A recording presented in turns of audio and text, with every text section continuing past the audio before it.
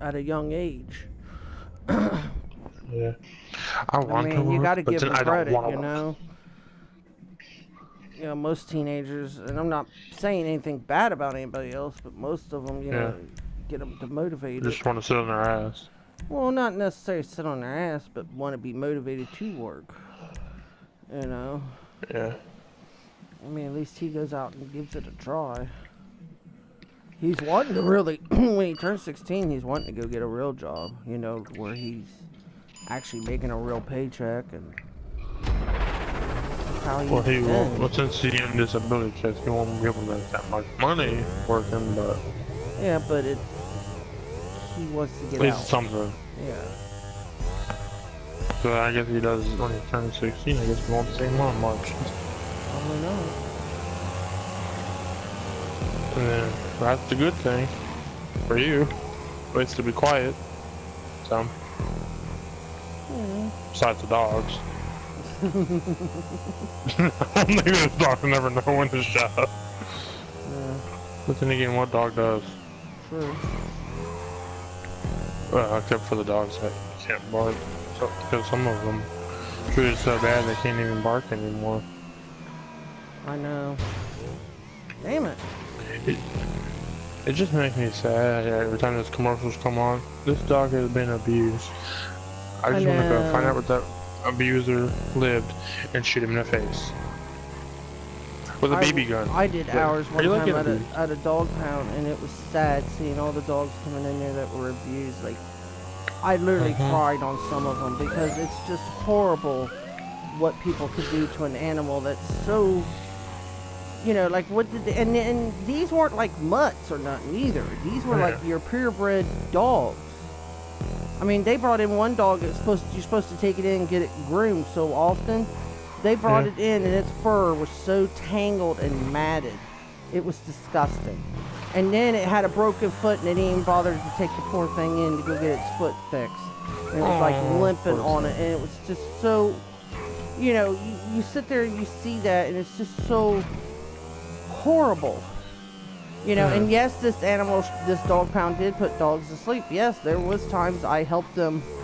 We'd go in there on the day of euthanization, and sometimes the wardens would ask me, well, which one, it came down to 2 dogs. They're like, which one do you think should be put down? And, people make fun of places like that do that. They say, oh, they're a kill shelter, they don't care. Well, those same people, I'd like to make them work there and see that they do care, because it is hard, to put this animal down, even though you might not have no connection to it. You got to figure, I just went in there to feed them and walk them. Yeah, and it was hard, and then there was days, and the days that they do. This is what gets me, because, animal cruelty shelters, not like animal cruelty shelters, but like the ones that go against animal cruelty.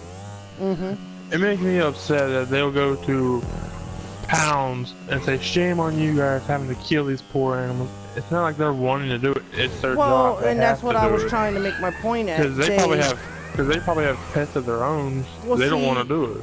I like I said, like I'm trying to say, I've worked there, and yes, these dog wardens did have dogs of their own, and it was sad, and I didn't. Luckily for me, I didn't have to stand there and watch them get put down.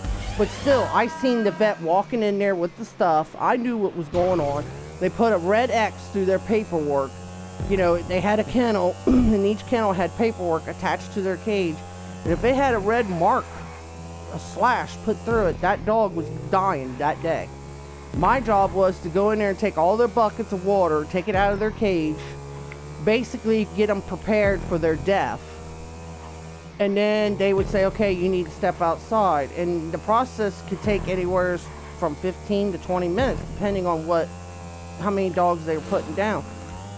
And, it makes me mad when I hear that, because I know what you're saying, and I've heard it a lot, where they say, oh, they're heartless, they're cold-hearted, how could they do it? Well, they don't understand it's not the dog warden themselves doing it, it's the vet. And I remember one time, I went outside and waited till they got done, and then what I had to do that day is the empty cages, I had to wash them down first, then move the dogs from the cage they're in and transfer them to the new clean cages. So it's basically moving dogs around, cleaning cages, you know. That's just what we did that day. When I went back in there, all 3 of those dog wardens had tears in their eyes. Even I had tears in my eyes. Nobody spoke of nothing. Nobody said nothing. And it's sad.